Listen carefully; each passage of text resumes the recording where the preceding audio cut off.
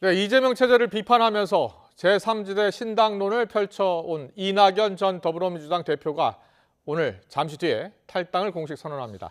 총선을 90일 앞두고 각 세력의 움직임이 빨라지고 있고요. 국민의힘은 공천관리위원회 구성을 마무리했습니다. 취재기자 연결합니다. 임성재 기자. 네, 국회입니다. 네, 이낙연 전 대표의 탈당 기자회견이 잠시 뒤에 시작하는 거죠? 네, 이낙연 전 민주당 대표는 잠시 뒤인 오후 2시 국회에서 탈당 기자회견을 엽니다. 이 자리에서 이 당을 떠나는 이유와 향후 계획을 밝힐 예정입니다. 특히 어제 민주당을 탈당한 이원욱, 김종민, 조응천 의원이 예고한 신당과의 연대 가능성에 대한 언급이 주목됩니다. 이낙연 전 대표는 오늘 아침 YTN과 통화에서 이 관련 질문에 여러 차례 말했듯이 협력할 것이라며 부인하지 않았습니다. 이 원칙과 상식 신당과 우선 협력하겠다는 점을 분명히 한 것으로 해석됩니다. 어제 이원욱 의원 등 3명은 이재명 대표의 사퇴와 이 통합비대위 구성 요구가 끝내 거부됐다며 이 민주당과의 결별을 공식 선언했는데요.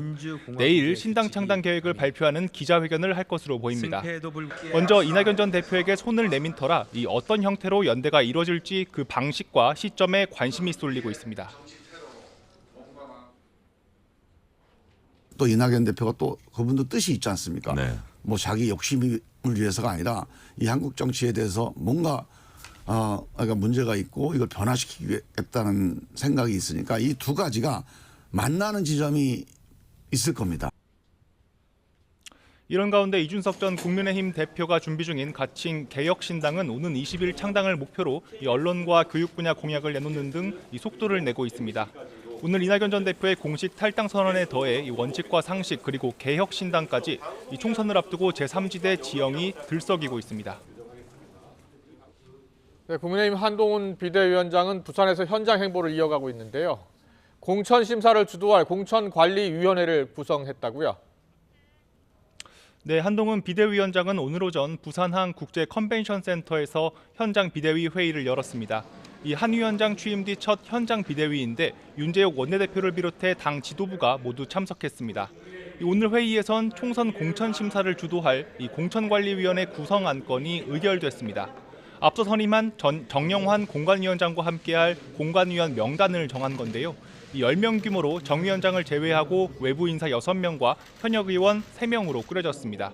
이 외부위원으로는 유일준 전 청와대 민정수석실 공직기강 비서관과 윤승주 고려대 의대 교수 등 이 법조계, 의료계 인사 등이 포함됐습니다. 이 현역 의원으로는 당연직인 장동혁 사무총장과 당 인재영입위원장인 이철규 의원, 비례대표 초선 이종성 의원이 이름을 올렸습니다. 이 한 위원장은 회의 뒤 이 친윤 핵심으로 꼽히는 이철규 의원이 공관위에 포함되면서 이른바 윤심이 반영된 것 아니냐는 질문에 이 당을 이끌고 있는 건 자신이라며 이 설득력 있는 이기는 공천을 할 것이라고 선을 그었습니다. 앞으로 보시면 그런 우려들은 기우였다고 생각하실 겁니다. 제가 책임을 지고 이 당을 이끌고 있습니다. 제가 이기는 공천, 설득력 있는 공천, 공정한 공천을 할 것이라는 말씀을 드립니다. 공관위가 꾸려지면서 본격적인 총선 국면에 돌입하게 됐는데요. 이 한 위원장은 다음 주 4선 이상 중진 의원과 이 간담회를 열 계획이어서 인적 쇄신 요구 등이 본격화할 거란 전망도 나오고 있습니다. 지금까지 국회에서 전해드렸습니다. 네, 지금 들으신 것처럼 민주당 이낙연 전 대표 잠시 뒤에 탈당 기자회견을 갖습니다. 네, 민주당을 떠나는 이유와 또 향후 계획 등을 언급할 걸로 보이는데요. 국회 기자회견장으로 가보겠습니다.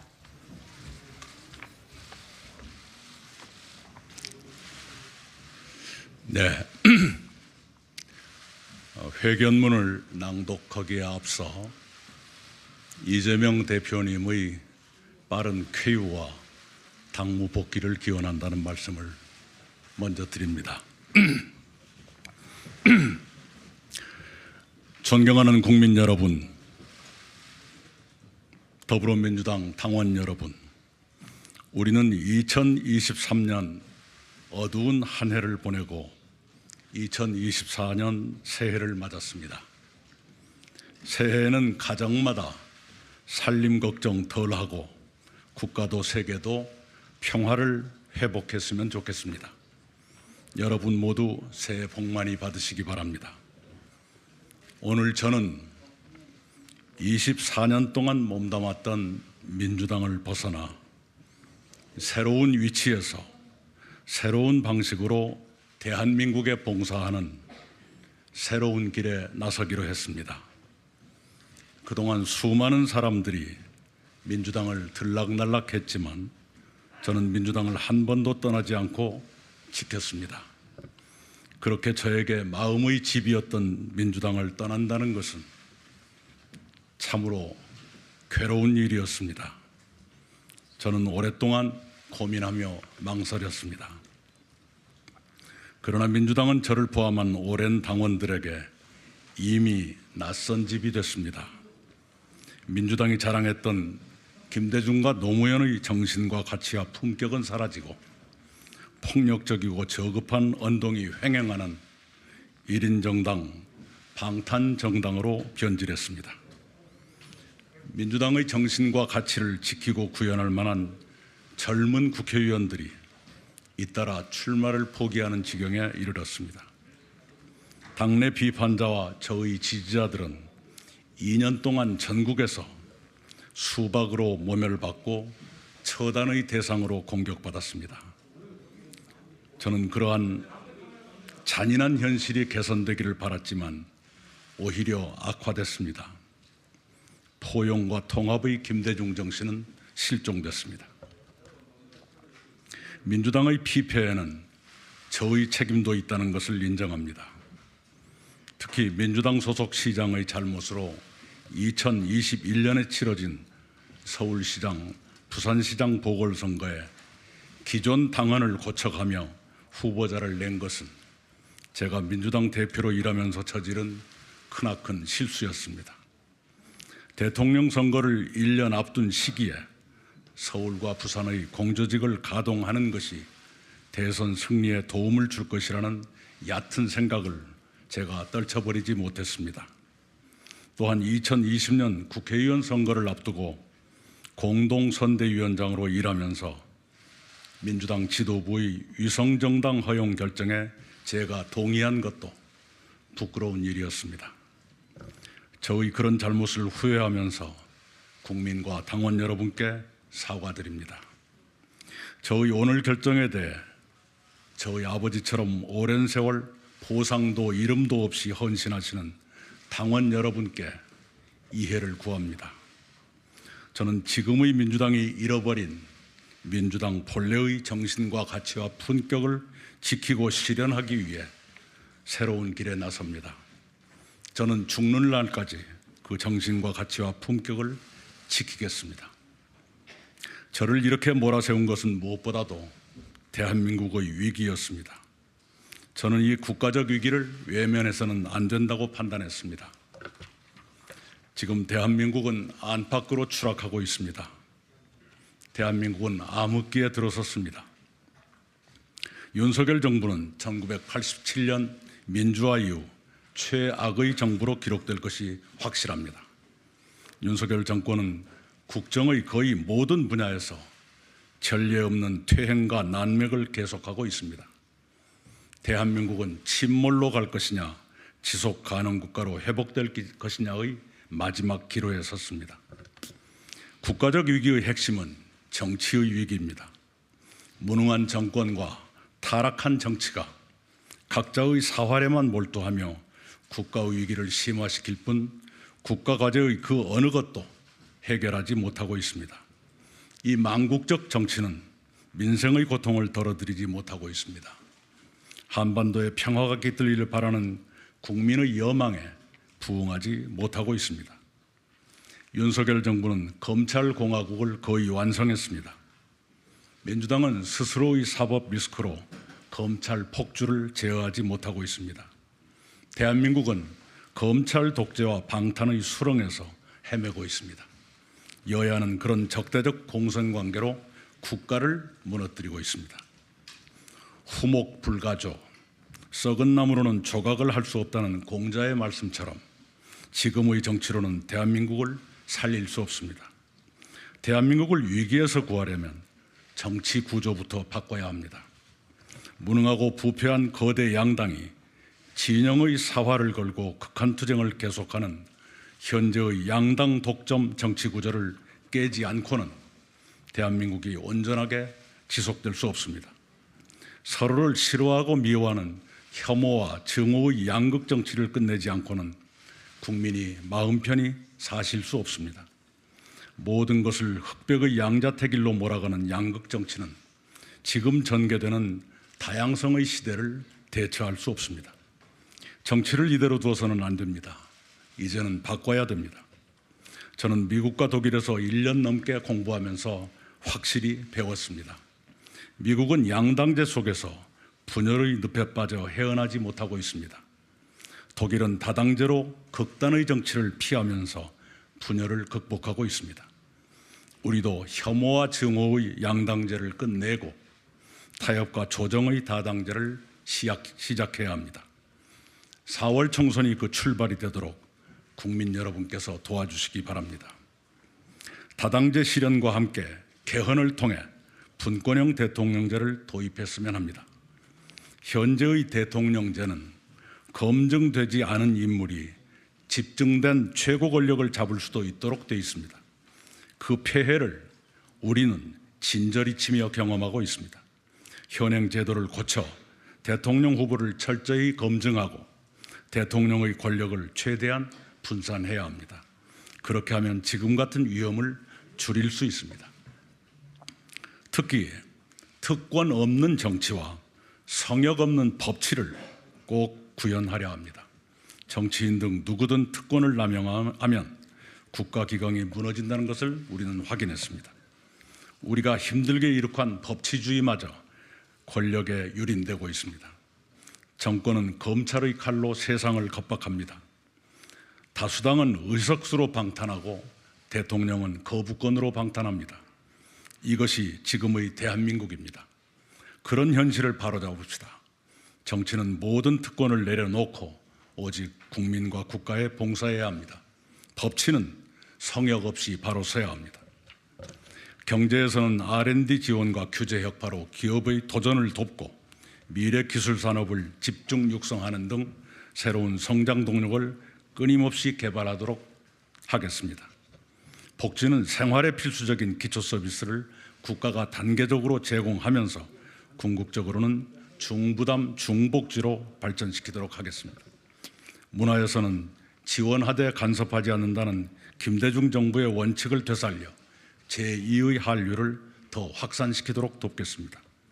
외교에서는 한미동맹을 중심에 두면서 중국, 일본, 러시아와 우호관계를 정착시키고 남북관계를 안정적으로 유지해 평화와 번영을 돕도록 하겠습니다. 전체적으로 최고의 역량을 갖춘 정부를 구성해야 합니다. 허물어지는 대한민국을 다시 세우는 제2의 건국에 나서야 합니다. 그런 각오로 새로운 정치에 임하겠습니다. 그 길로 가기 위해 극한의 진영 대결을 뛰어넘어 국가 과제를 해결하고 국민 생활을 돕도록 견인하는 새로운 정치 세력을 만들겠습니다. 무능한 정치를 유능한 정치로, 투쟁의 정치를 생산의 정치로, 부도덕하고 부패한 정치를 도덕적이고 깨끗한 정치로 바꾸도록 힘을 보태겠습니다. 그 길에 뜻을 같이 하는 사람이라면 누구든지 힘을 모아야 합니다. 저는 우선 민주당에서 혁신을 위해 노력하셨던 의원 모임 원칙과 상식의 동지들과 협력하겠습니다. 어느 분야에서든 착하고 바르게 살아온 사람들이 그 길에 함께해 주시기를 바랍니다.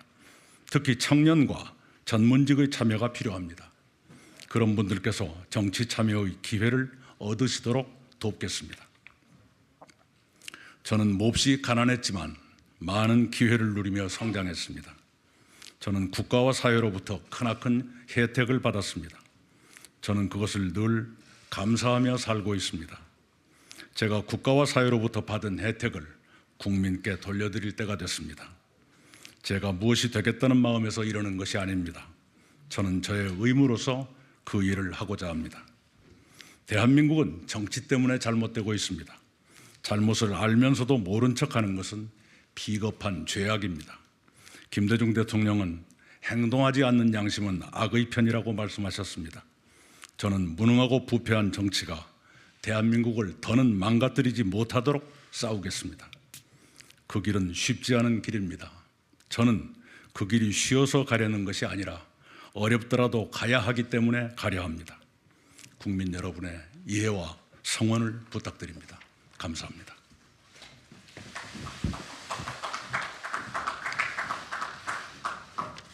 이제 밖으로 나갑니까?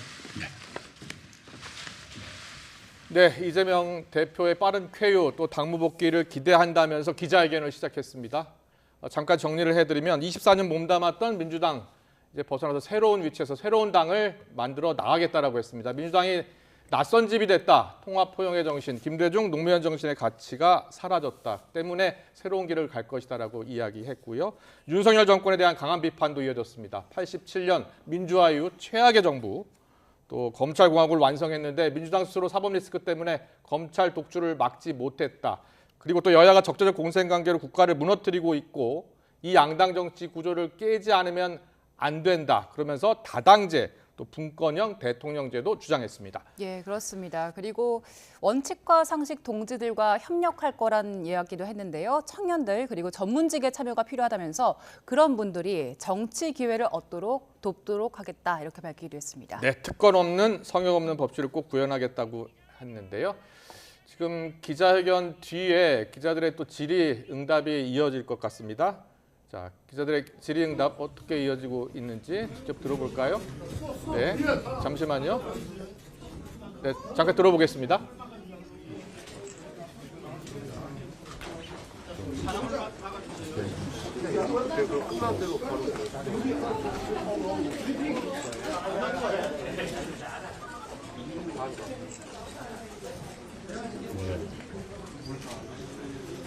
저희 젊은 동지들을 간단히 소개해드리겠습니다. 신정현 전 경기도 도의원 있습니다. 잘 안 들리시나요? 마이크가 여기 없나? 아니, 마이크가 원래 없나요? 예. 학생기 없어요, 학생기. 그게 말씀하시는 겁니다. 네, 저의 젊은 동지들을 소개합니다. 신정현 전 경기도 도의원, 천병준 현 부산 동래구 의원, 네, 그리고 이종호 사회복지사인데 돌봄 노동자이십니다. 박정준 씨 어디가? 네, 박정준 씨 이번에 총선에 도전하려는 청년입니다. 네, 질문 받겠습니다.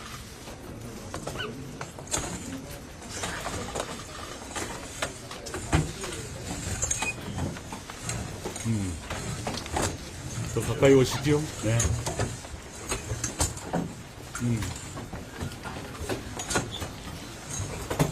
명진 씨가 더 와요.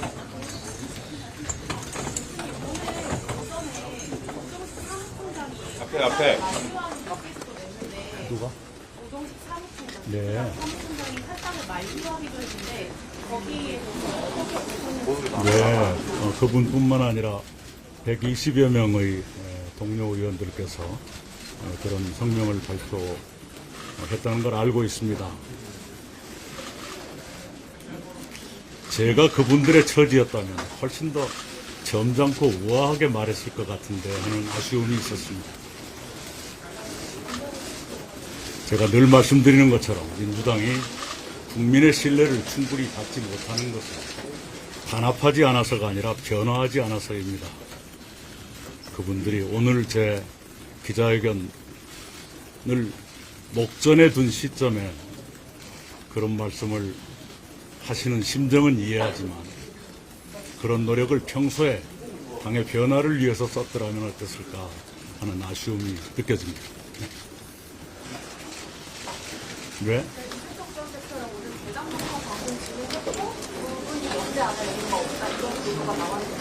누가요? 아, 예. 네. 근데 늘 제가 말씀드린 것처럼 뜻을 같이 하는 사람들은 누구라도 협력할 용의가 있습니다. 그리고 협력해야 합니다. 지금의 나라를 망가뜨릴 정도로 왜곡되고 있는 이 양당 독점의 정치 구도를 깨는 일, 이게 만만치 않은 일이기 때문에 뜻을 같이 하는 사람들은 힘을 모아야 합니다.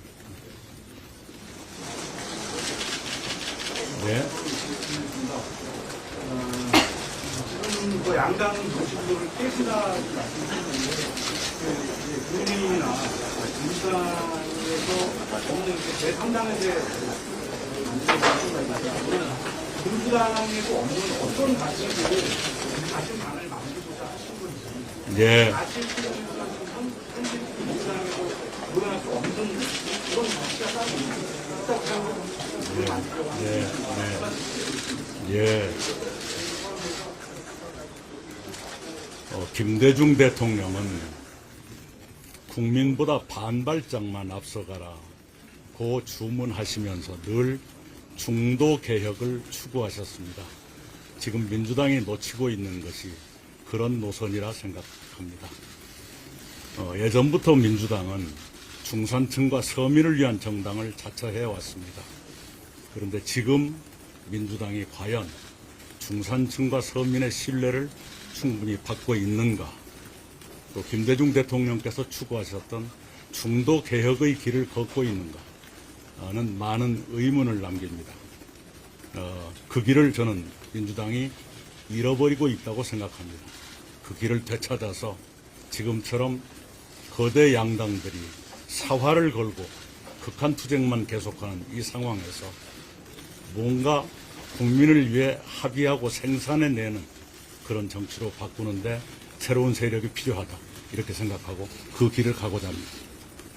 그 기존에 추구했던 정당에서는 그러면 원래 네, 이낙연 전 대표의 탈당 기자회견, 기자들의 질의 답변을 조금 듣고 왔는데요. 오늘 민주당 의원 129명이 탈당 반대 성명 기자회견을 열었습니다. 여기에 대한 생각을 물었는데 이렇게 이야기했습니다. 그런 목소리를 당의 변화를 위해서 썼다면 어땠을까 좀 아쉽다라면서 답변을 대신했습니다. 예, 그렇습니다. 그리고 누구와 협력할 거냐라는 질문에는 뜻을 같이 하는 사람은 누구라도 협력할 것이고 또 협력을 해야 한다라고 얘기를 했는데요. 양당의 독점 구도를 깨는 게 만만치 않기 때문에 누구든 협력을 하겠다 이렇게 밝혔습니다. 네, 지금까지 이낙연 전 대표의 탈당 기자회견 내용 들으셨습니다. 좀 더 자세한 내용은 이어지는 시간에 정리해서 또 전해드리겠습니다. 네, 지금 들으신 것처럼 더불어민주당 의원 129명이요. 이낙연 전 대표의 탈당과 신당 창당은 결국 윤석열 정권을 도와주는 것일 뿐이라고 강하게 비판을 했습니다. 강덕구 의원은 오늘 서명에 동참한 129명의 의원을 대표해서 기자회견을 열고 이 전 대표의 명분 없는 창당은 민주당을 분열로 길로 이끄는 것이라며 엄중한 현실을 직시하라고 말했는데요. 직접 들어보겠습니다. 총선 승리로 민생을 살리고 민주주의를 다시 세워야 할 책임이 민주당에 있습니다. 이 엄중한 상황 속에서 민주당의 분열은 윤석열 정권을 도와줄 뿐입니다. 이낙연 전 대표께 절박한 마음으로 호소드립니다. 이낙연을 키운 민주당을 기억하길 바랍니다. 정권 교체를 위한 길이 어떤 쪽인지 다시 한번 생각해 주길 바랍니다. 네, 날씨 알아보겠습니다. 안개, 중국발, 스모그까지 지금 가세하면서 연일 미세먼지가 기승입니다. 일부 지역에는 어제부터 초미세먼지 주의보도 발령됐습니다. 취재기 연결해서 미세먼지 현황과 전망 알아봅니다. 김민경 기자. 네, 김민경입니다. 이틀째 하늘이 뿌옇게 흐려져 있습니다. 초미세먼지 특보가 내려진 지역은 어디입니까? 네, 중서부 지방을 중심으로 상황이 악화하는 모습인데요. 현재 수도권은 인천 서부와 동남부, 경기 중남부 지역에 초미세먼지 주의보가 발령 중이고 충남은 북부와 동남부, 세종과 대전 서부 권역에 초미세먼지 주의보가 내려져 있습니다. 오늘 지역별 초미세먼지 최고 농도도 인천이 97, 경기 67, 세종 65, 서울 59 마이크로그램 등으로 평소의 2~3배 수준을 기록하고 있습니다. 호흡기 질환자나 노약자들은 되도록 외출을 자제하시고 일반인도 외출 시 KF80 이상 보건용 마스크를 착용하시기 바랍니다. 네, 그럼 이런 답답한 공기는 언제부터 해소됩니까? 네, 내일까지는 초미세먼지에 대한 대비가 필요하겠습니다. 대기 정체에 중국발 스모그 유입이 계속되고 있기 때문인데요. 밤사이에는 중국발 스모그가 한 차례 더 유입되면서 농도가 더 짙어질 가능성이 있습니다. 따라서 내일 오전까지는 미세먼지 농도가 나쁨 수준을 유지하는 곳이 많겠습니다. 하지만 이번 미세먼지는 오래가진 않겠고 내일 오후에 비교적 청정한 공기가 유입되면서 점차 해소될 전망입니다. 지금까지 문화생활과학부에서 YTN 김민경입니다. 채권단 600여 곳을 상대로 태형건설의 워크아웃 개시 여부를 묻는 찬반 투표가 진행되고 있습니다. 앞서 주요 채권단이 공감대를 이룬 만큼 가결될 가능성이 큰데요. 이런 가운데 정부는 태형건설의 임금 체납 문제 전수조사에 나섰습니다. 취재기자 연결합니다. 윤혜리 기자. 네, 경제부입니다. 네, 오늘 워크아웃 개시 여부가 결정이 되는데요. 어떻게 결정이 되는 겁니까? 네, 태형건설의 주채권은행인 산업은행이 오늘 1차 채권자 협의회를 엽니다. 채권자들이 모여서 투표를 하는 건 아니고요. 서면으로 결의서를 받는 방식입니다.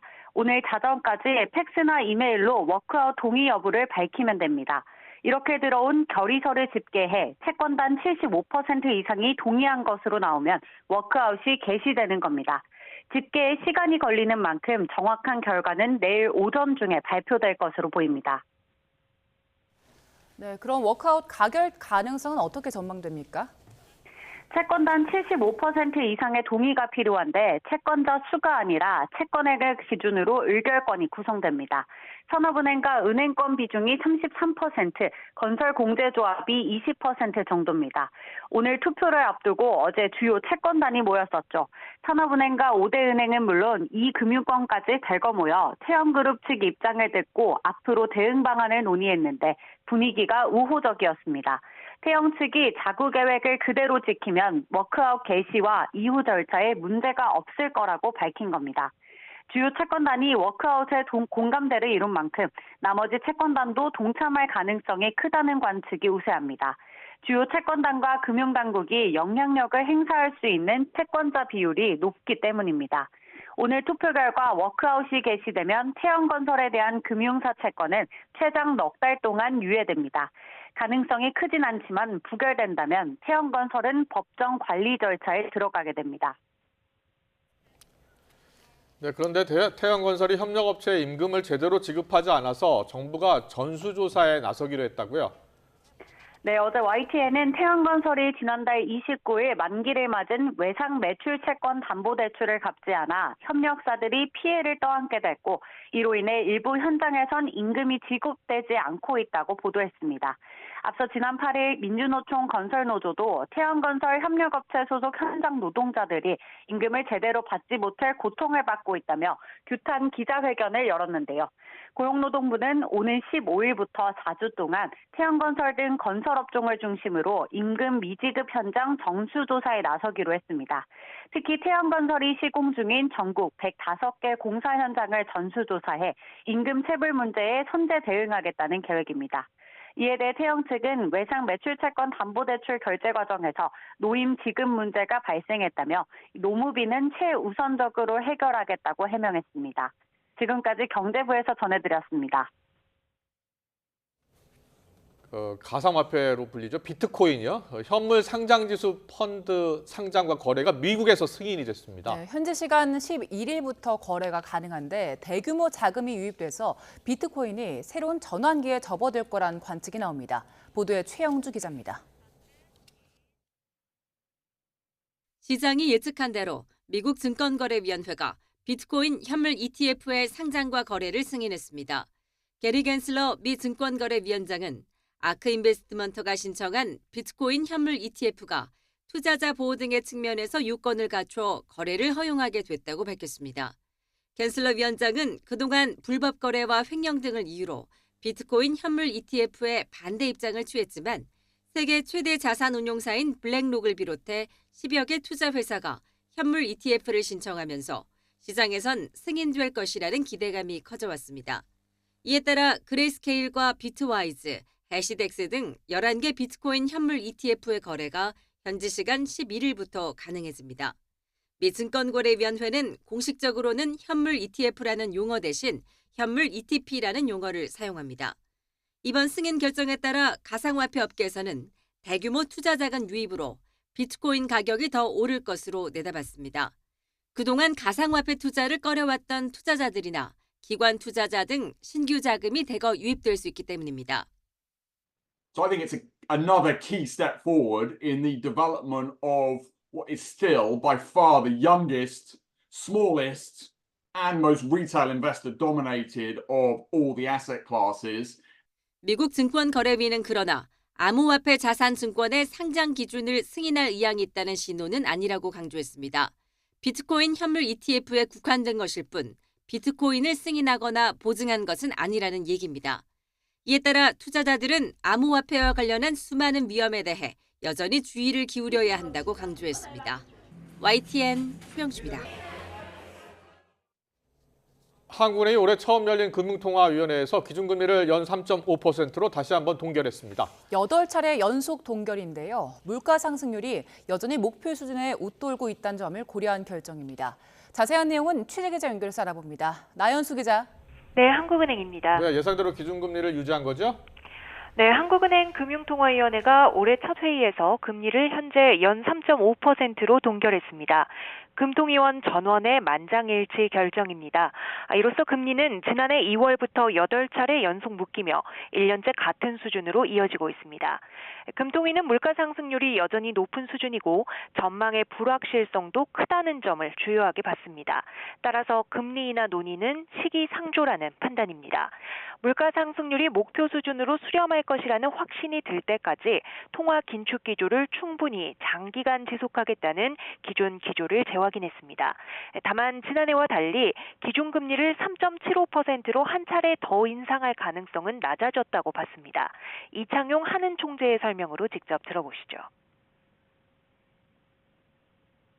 지금 전체적으로 물가 둔화 흐름이 지속되고 있고 또 무엇보다도 중요한 것은 11월에 비해서 유가가 상승할 가능성, 다음에 저희가 굉장히 주목해서 봤던 하마스 사태라든지 대외 경제의 불안 요인이 굉장히 리스크가 많이 완화되었기 때문에 현실적으로 지난 11월에 봤던 때보다는 추가 인상의 필요성이 많이 낮아졌기 때문에 지금 가계대출 증가세가 축소된 반면 부동산 PF 관련 리스크가 커진 점은 금통위도 눈여겨봤습니다. 다만 태영건설 사태가 실제 시스템 리스크로 번질 가능성은 작은 만큼 한은이 나서기보다는 안전판 역할에 집중하겠다는 입장입니다. 네, 금융시장 반응은 어떻습니까? 예상과 다르지 않은 결정에 시장은 차분했습니다. 기준금리 동결이 사실상 예고됐던 만큼 시장에 미치는 영향은 크지 않았습니다. 오늘 코스피는 어제보다 0.04% 오른 2,543.03으로 개장했습니다. 현재는 상승폭을 조금 더 높여서 2,553.33에서 움직이고 있고요. 코스닥 지수도 0.3% 오른 878.12로 시작해서 지금은 883.35로 올라온 상태입니다. 원달러 환율은 어제보다 1.1원 내린 1,319원에 거래를 시작했는데요. 지금은 하락폭을 늘려서 1,314.3원에 거래가 이루어지고 있습니다. 오늘 시장에서는 기준금리와는 무관하게 비트코인 관련주의 강세가 두드러집니다. 국내 최대 가상자산 거래소 업비트를 운영하는 두나무 지분을 보유한 우리기술투자가 어제보다 29.98% 오른 것을 비롯해 관련주들이 10에서 20% 상승했는데요. 미국 증권거래소의 비트코인 현물 상장지수 펀드 상장 승인 소식이 전해지자 관련 종목들 주가가 급등세를 타고 있는 겁니다. 비트코인 가격도 한때 6,500만 원을 돌파하며 2021년 11월 이후 26개월 만에 고점을 찍었습니다. 지금까지 한국은행에서 전해드렸습니다. 네, 지금 미국 증권거래위원회가 가상화폐 비트코인 현물 ETF 주식시장 상장 승인했다는 소식으로 지금 들으신 것처럼 우리 주식시장도 출렁이고 있습니다. 이번 승인으로 비트코인 ETF도 주식처럼 이제 거래할 수 있게 됐다는데요. 네, 그렇습니다. 신규 자금이 대거 유입될 거란 기대감도 있지만요. 단기적으로는 차익 실현 매물이 나오면서 약세를 보일 거란 분석도 있습니다. 앞으로 예상되는 가상화폐 시장의 변화를 알아보겠습니다. 석병훈 이화여자대학교 경제학과 교수와 함께 짚어보겠습니다. 어서 오세요. 어서 오십시오. 네, 과연 이 미국 증권거래위원회가 이 현물 가상화폐 비트코인 현물 ETF를 승인해 줄까? 거기에 대해서 의문을 제기하는 분들도 많았었는데 바로 승인을 했어요. 예. 자, 이 어떤 의미가 있는 겁니까? 예, 그동안에 그 비트코인이라고 하면 변동성도 크고 네. 그다음에 시세 조작 등 각종 금융 범죄에도 악용될 가능성이 큰 초고위험 자산이라는 인식이 강했습니다. 예. 그런데 지금 이번에 세계 최대 금융 시장인 미국에서 인정을 받아서 정식으로 제도권 금융 시장에 진입하게 됐다는 것에 의의가 있습니다. 그리고 이번에 ETF, 현물 ETF가 승인되게 됨으로써요. 은행의 자산 관리라든지 아니면 전문 투자 자문사 등 다양한 기관 투자자들의 자산 포트폴리오에 본격적으로 비트코인이 포함될 수 있다. 이러한 합법적인 방법이 제공되게 되었다라는 것이 가장 큰 의의가 되겠습니다. 네. 사실 그 미국 증권거래위원회에서는 그 10년 넘게 반대를 해왔잖아요. 예. 근데 이번에 이런 결단을 내리게 된 배경은 어떤 게 있습니까? 그동안에 미국 증권거래위원회에서 반대를 한 가장 큰 이유는요. 시장 가격 조작 가능성이 있다. 그리고 이로 인해서 투자자들이 피해를 볼 수 있다라는 것이 가장 큰 이유였습니다. 그런데 이번에 승인을 하게 된 계기는요. 사실 그동안에는 이 비트코인 같은 경우 이미 그 시가총액이 6천억 달러에 달하기 때문에요. 시장 조작 가능성은 크지 않다. 워낙 규모가 크니까요. 예. 이런 지적은 있었습니다. 그렇지만 한 가지 문제점은 뭐냐면 비트코인을 거래할 수 있는 가상자산 거래소가 여러 나라에서 그 당국의 규제를 받지 않는 규제의 사각지대에 있었다는 점이 우려되는 부분이 있었습니다. 예. 근데 이번에 블랙록이라고 하는 세계 최대 투자 회사가 이 ETF, 현물 ETF 승인을 신청하면서 이 부분의 우려를 피할 수 있는 조항을 집어넣습니다. 그것이 네. 바로 감시 공유 계약인데요. 이 감시 공유 계약이라는 게 무엇이냐면 유의미한 거래량을 지닌 규제된 시장 또는 거래소의 거래 내역, 청산 과정, 그다음에 신원 확인 절차 같은 것을 공개를 하고 그다음에 불순한 행위를 탐지하는 것들을 해소할 수 있는 장치를 공개를 하겠다라고 해서 이거를 나스닥 그다음에 코인베이스라고 거래소죠. 이것과 체결을 하고 이런 공유 계약을 맺은 것을 포함시키는 것을 넣음으로써 이런 시장 조작 행위로 인한 피해자가 발생하는 것을 막는 장치를 넣은 것이 이 미 증권거래위원회의 우려를 해소해서 승인을 받아내는데 결정적인 역할을 했다라고 보고 있습니다. 그러면 그 규제 사각지대에 있었지만 이제 벗어났다라고 예. 볼 수 있는 겁니까? 예, 이번에 현물 ETF에 대해서는 이제 이런 시장 조작 가능성, 그다음에 이로 인한 투자자 피해를 막는 장치가 포함돼서 이것은 해결이 됐다라고 보고 있는 것입니다. 네, 그렇다면 자, 미국 주식시장에서 비트코인을 직접 거래할 수 있는 건 아니잖아요. 예. 비트코인 ETP라고 표현하더라고요. 예. 비트코인 ETP는 뭐예요? 예, 이게 너무 좀 어려운 생소한 개념인데요. 예. ETP라는 것은 소위 말하면 ETF하고 ETN을 포괄하는 상위 개념입니다. 예. 그래서 ETF하고 ETN을 먼저 설명을 드리면요. 예. ETF라는 것은 상장지수 펀드라고 해가지고요. 주식처럼 우리가 거래를 할 수 있는 것인데요. 특정 주가 지수의 움직임에 따라서 수익률이 결정이 되는 간접 투자 상품이 되겠습니다. 그래서 이 경우에는 비트코인의 가격의 움직임에 따라서 수익률이 결정이 되는 간접 투자 상품인데 주식시장에서 주식처럼 사고 팔 수 있는 것입니다. 우리나라 주식시장에도요. 자동차 ETF, 반도체 ETF, 2차 전지 ETF가 있잖아요. 그렇습니다. 그런 것처럼 비트코인 ETF, ETP가 생긴 거예요? 그렇습니다. 예. ETF가 생긴 거고요. ETN이라는 것은 무엇이냐면요. 이것은 거래소에 상장돼서 ETF하고 똑같이 주식처럼 거래할 수 있는 건데요.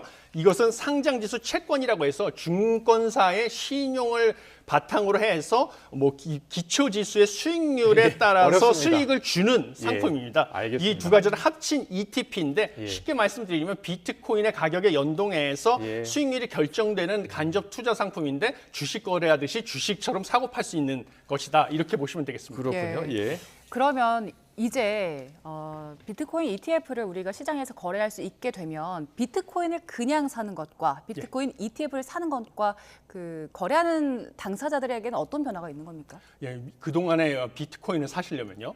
먼저 비트코인 거래소에다가 본인의 계정을 만드시고요. 그 거래소와 약정된 또 은행의 계정을 만드신 다음에 그 은행으로 송금을 해서 거기서 비트코인 거래소 계정으로 돈을 옮기신 다음에 거기서 이제 비트코인을 구매를 하셨어야 됩니다. 예. 그러면 비트코인 거래소에다가 거래 수수료도 또 지불을 하셨어야 되거든요. 예. 그리고 이 비트코인 거래소라는 것은 사실 금융당국의 또 규제에 벗어나 있는 규제 사각지대에 있는 경우도 많이 있었습니다. 이런 문제점이 있었는데요. 이제는 비트코인 현물 ETF는 본인의 이제 증권 거래 계좌에서 증권처럼 사고 팔 수가 있고요. 이 현물 ETF는 이제 금융당국, 미국 같은 경우는 증권거래위원회의 규제를 받고 있기 때문에 더 안전하게 거래를 할 수 있다. 그리고 편리하게 거래를 할 수 있다라는 장점이 있습니다. 자, 지금 저희가 비트코인 가격 추이를 앞서 전해드렸는데 비트코인 가격 추이를 보면 1년 만에 2배 넘게 올랐잖아요. 그래서 저렇게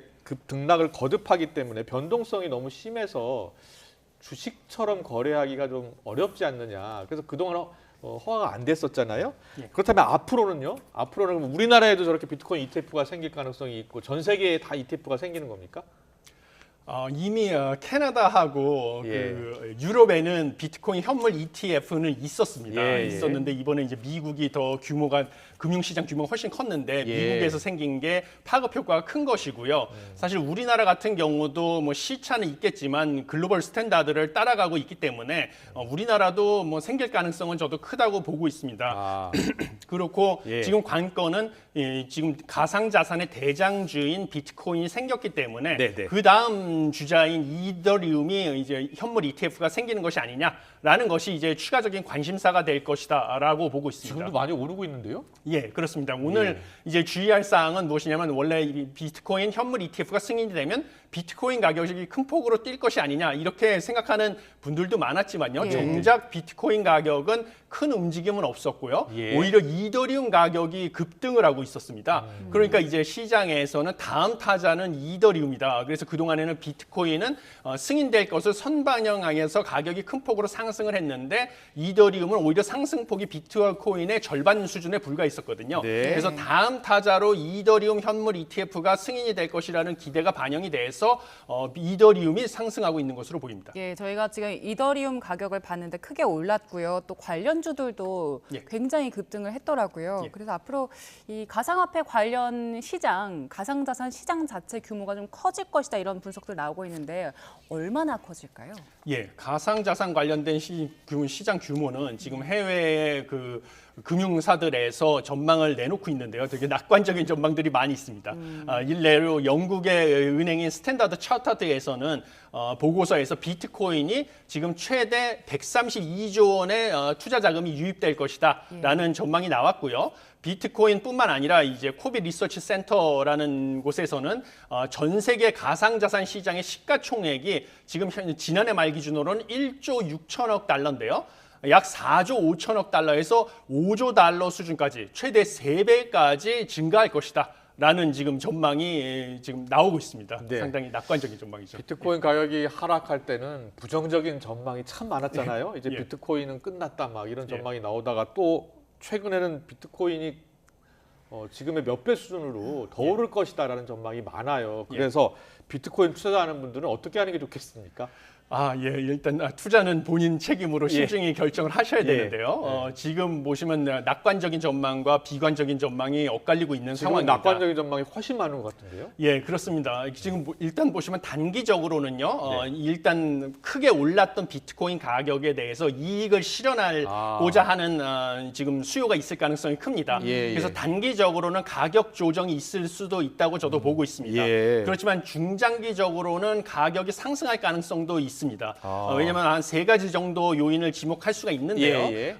첫 번째는 비트코인 반감기에 접어들고 있다는 것입니다. 4년마다 비트코인을 채굴을 하게 되면 채굴 보상이 절반으로 줄어드는 반감기인데요. 올해가 반감기이고 과거에는 비트코인의 이 반감기로 공급이 줄어들었을 때 비트코인의 가격이 급등을 하는 것을 우리가 경험을 해왔었습니다. 그래서 이 비트코인의 공급이 줄어드는 요인이 있고요. 수요 측면의 요인으로는 2가지 호재가 있는데 하나는 지금 말씀드린 현물 ETF가 승인이 되면요. 기관의 투자 자금이 유입이 될 것으로 예상이 돼서 비트코인의 수요가 증가하는 요인이 있습니다. 또 다른 하나는 미 연준이 올해 5월 달부터 기준금리 인하가 시작될 것으로 보이기 때문에 기준금리 인하가 시작이 되면 이 미 달러화의 유동성이 증가를 하니까 달러화 대비 비트코인의 가격이 이제 상승을 할 것이다. 라는 이런 요인으로 중장기적으로는 비트코인의 가격이 상승할 가능성도 있다. 이런 그런 것이 있습니다. 그런데 일각에서는 또 비트코인의 투자 자금이 현물 ETF 승인으로 유입이 돼도 기존의 거래소에서 비트코인에 투자하던 것이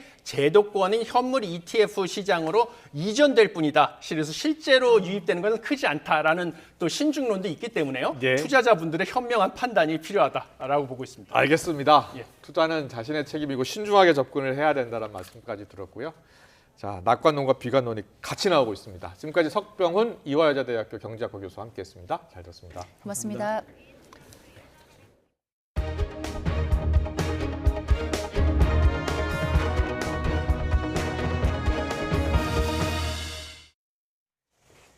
이번 CES의 또 다른 중요한 화두는 친환경입니다. 기후 위기 등으로 인류의 위기가 찾아오면서 기업들의 친환경 기술 개발은 이제 선택이 아닌 필수가 됐습니다. 김태민 기자의 보도입니다. 올해 CES에 참가한 국내 기업 가운데 유일하게 기조연설에 나선 건 비가전 업체 HD현대입니다. 인류의 지속 가능한 미래를 위해 혁신에 나서겠다며 그 이유를 이렇게 설명했습니다. We also need to do a lot more to reduce the environmental impact of construction, which accounts for 7.3% of global energy use and 13% of CO2 emissions. 그러면서 바다에서 만들어낸 수소가 최종적으로는 육지의 건설 현장에서 쓰일 수 있는 친환경 종합 대책을 제시했습니다. SK는 이번 CES 전시에서 인류가 직면한 위기의 해답을 제시하는 데 중점을 뒀습니다. 기후위기가 사라진 세상에서 느낄 수 있는 행복을 관람객들이 체험할 수 있도록 전시관을 꾸민 겁니다. 친환경 기술의 중요성은 신생기업에 쏠린 높은 관심에서도 확인할 수 있습니다. 농사에 필요한 물을 90%나 줄여 척박한 환경에서도 농작물 재배가 가능한 스마트 농장 기술은 CES 최고 혁신상까지 받았습니다. 식물의 뿌리에 영양분과 물을 공급해서 미스트로 공급해서 식물을 자라게 하는 그런 농법을 적용했고요.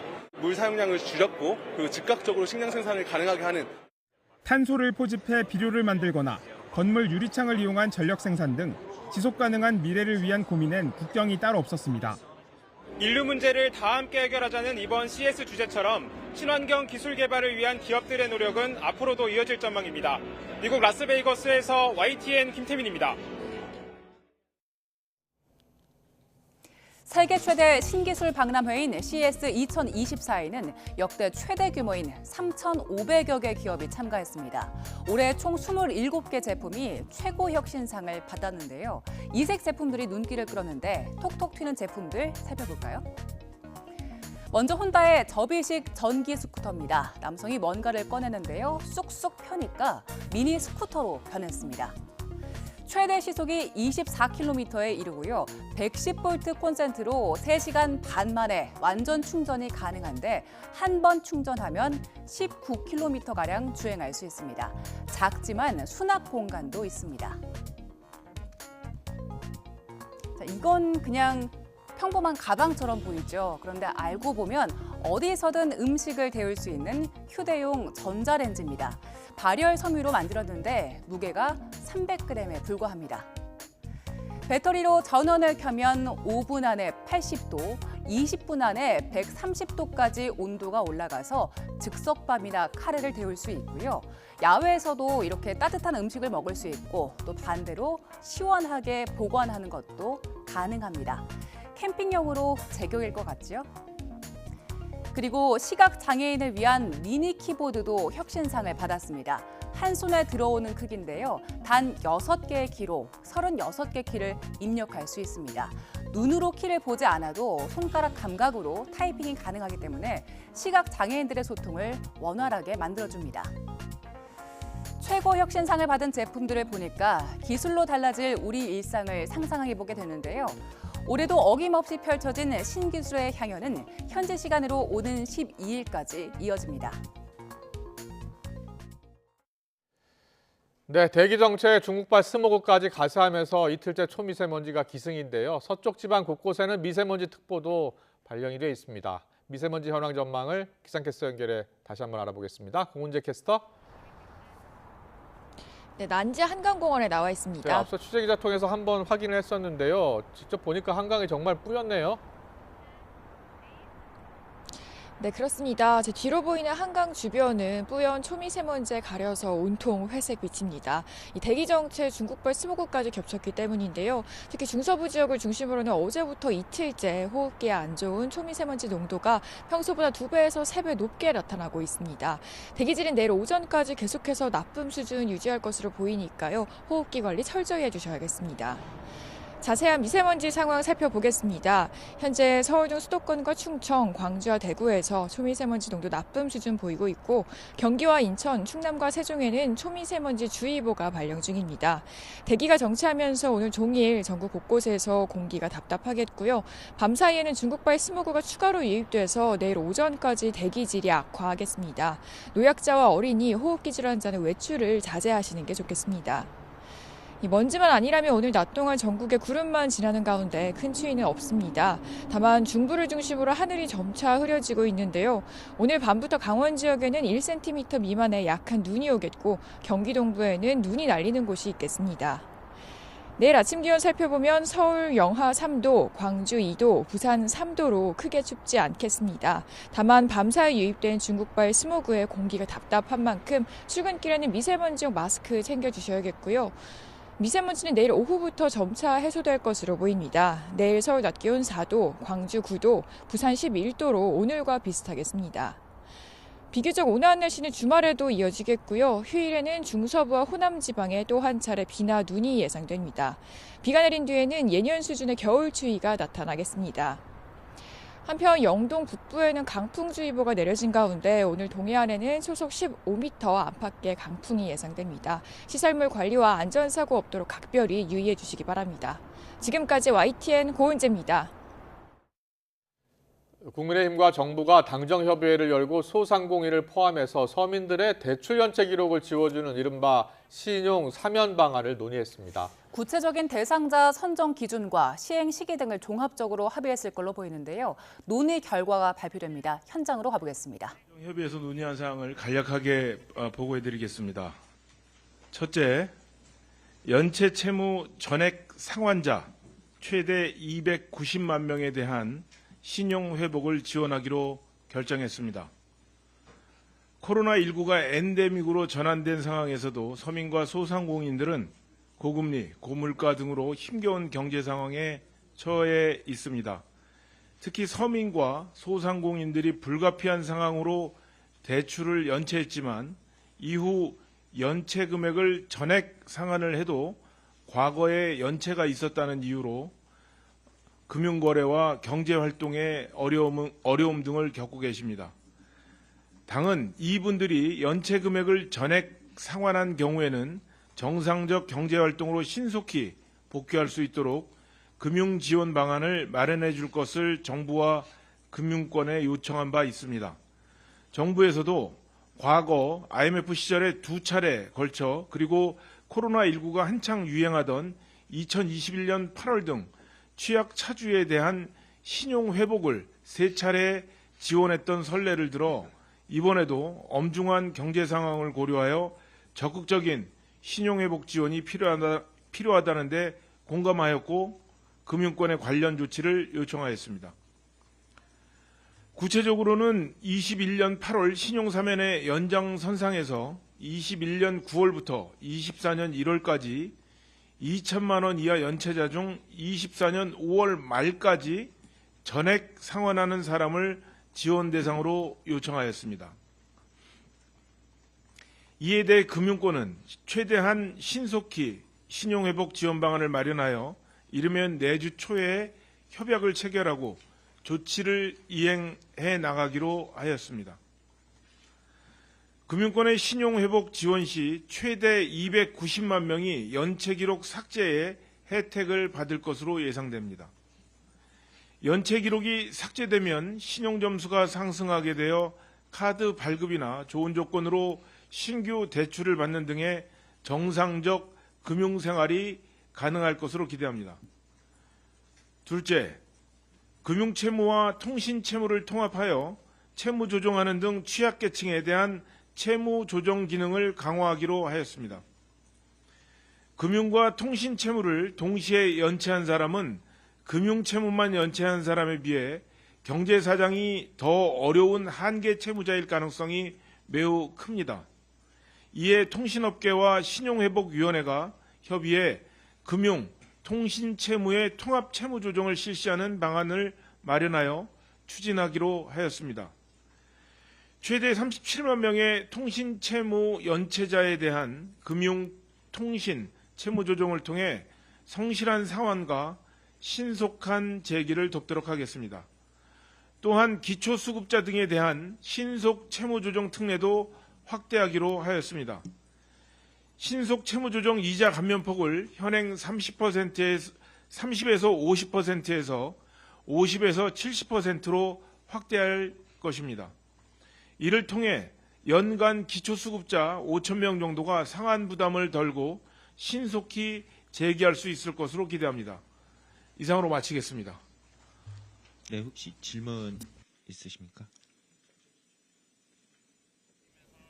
네, 당정의 신용 사면 논의 결과를 발표했는데요. 들으신 것처럼 그동안 코로나로 생계가 어려웠던 분들, 연체한 분들이 많았는데요. 이 연체 기록이 계속 남아 있었습니다. 그래서 대출할 때도 불이익을 받았었고요. 그런데 이런 연체 기록을 삭제하겠다고 했습니다. 대상자가 약 290만 명 정도 된다고 합니다. 그리고 금융뿐만 아니라 통신도 같이 채무한 분들 조정 기능도 강화하기로 했죠? 네, 그렇습니다. 금융과 통신 채무를 동시에 연체한 경우는 사실 금융 채무만 연체한 사람보다 더 어려운 한계 채무자일 가능성이 높은데 예. 통합 채무 조정을 통해서 신속한 상환을 도울 거라고 밝혔고요. 예. 또 신속 채무 조정 이자 감면폭을 현행보다 조금 더 확대할 것이다. 현재 감면폭이 30에서 50%인데 50에서 70% 정도로 확대할 것이다 이렇게 밝혔습니다. 네, 정부의 발표 내용은 종합해서 정리해서 다시 한번 또 전해드리겠습니다.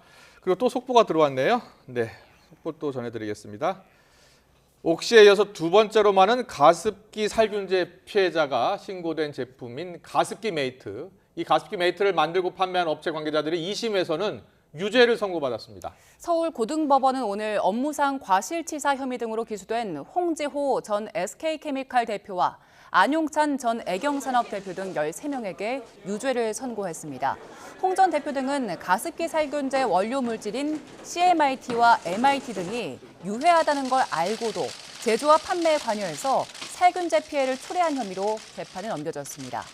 앞서 1심 재판부는 지난 2021년 지금까지 이루어진 연구를 종합해 볼 때 가습기 메이트의 원료가 폐 질환이나 천식을 일으키거나 또 악화시켰다고 볼 증거가 부족하다면서 무죄를 선고했는데요. 이에 검찰은 안전 조치를 소홀히 한 기업 책임자들에게 면죄부를 준 판결이다라고 하면서 항소를 했고요. 3년 가까이 항소심이 진행됐습니다. 재판 과정에서 의학, 보건 전문가들이 가습기 메이트 원료와 폐 질환 사이 직접적 연관이 있다는 연구 결과를 2심 재판부에 제출하기도 했습니다.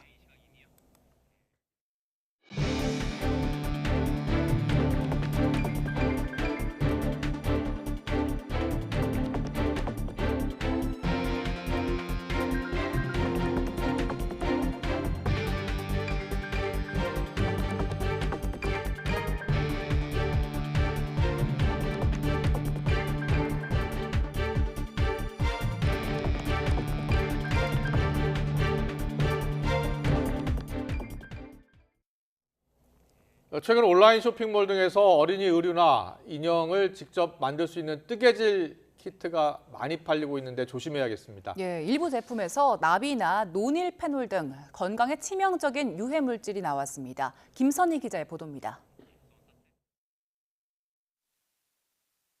온라인 쇼핑몰이나 SNS 광고에서 흔히 살 수 있는 어린이용 뜨개질 키트입니다. 아이들 의류나 인형을 만들 때 사용하는데 제품 일부에서 건강에 치명적인 유해 물질이 검출됐습니다. 한국소비자원이 28개 제품을 조사했더니 2개 제품에서 안전기준을 초과한 노닐페놀이 검출됐고 다른 2개에서는 납성분이 나왔습니다. 1개 제품에서는 푸탈레이트계 가소제도 검출됐습니다. 노닐페놀은 노출될 경우 생식기 발달 장애를 가져올 수 있고 납은 지능 발달을 낮추거나 근육을 약하게 만들 수 있습니다. 푸탈레이트계 가소제는 간이나 신장에 손상을 일으킬 가능성이 있습니다. 주 사용자가 만 13세 이하 어린이라면 어린이 제품 안전특별법에 따라 품목별 안전기준에 적합함을 확인 후 신고 표시해야 하지만 조사 대상 전 제품이 인증을 받지 않았습니다.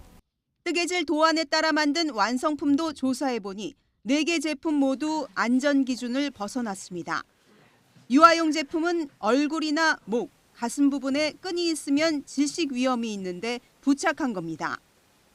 유아용 놀이개 젖꼭지걸이 4개 역시 질식 사고 위험이 있었습니다.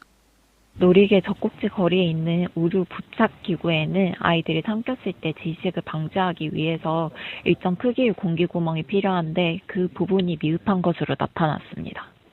소비자원은 이번에 조사한 28개 업체의 판매 중지 등 시정을 권고하고 관련 부처에 뜨개질 키트에 대한 관리 감독 강화를 요청할 예정입니다. YTN 김선입니다.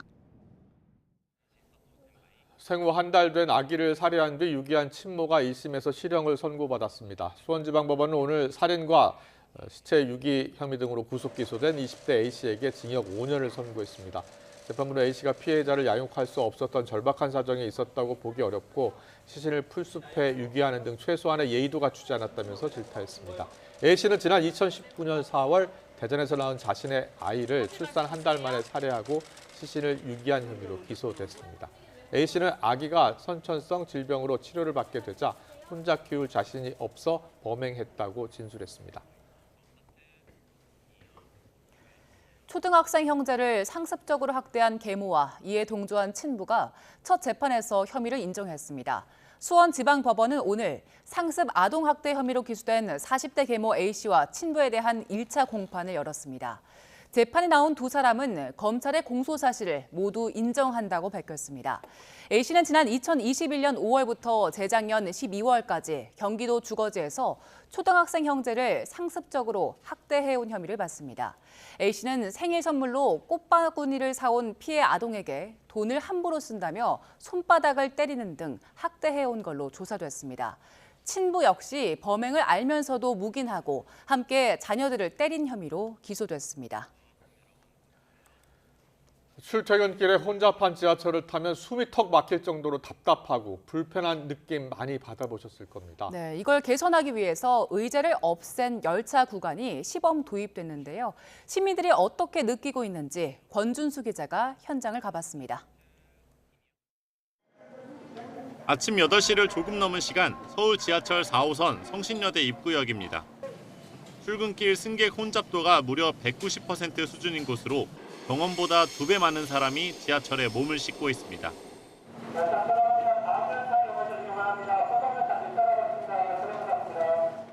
이런 혼잡도를 줄이려는 차원에서 의자 없는 지하철이 등장했습니다. 4호선 열차 한 칸에 42명이 앉을 수 있는 의자를 덜어내고 모두 서서 가도록 제작했습니다.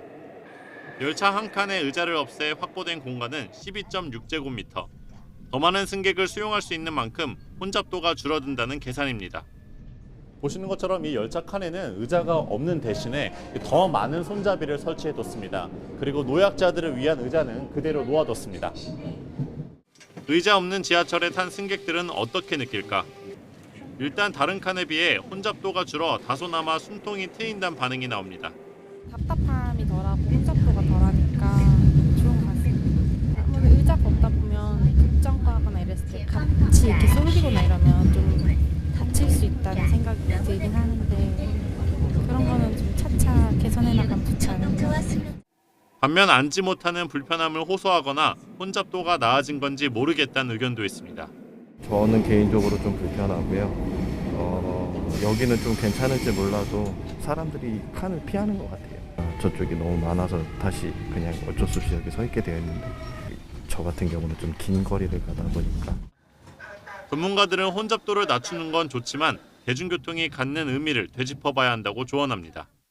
계산대로 혼잡도는 조금 완화될 수 있겠죠. 그럼 서서 가는 사람들이 그게 오히려 편하게 이용하게 하는 건가요? 불편을 오히려 주는 거죠. 서울교통공사는 이번 시범 사업을 통해 혼잡도가 나아지는지 지켜보고 의자 없는 지하철 칸을 확대할지 검토할 계획입니다. 다만 혼잡도만 줄이는 차원을 넘어서 승객 불편과 우려까지 해결하려면 더 많은 논의가 불가피해 보입니다. YTN 권준수입니다. YTN 김영주입니다.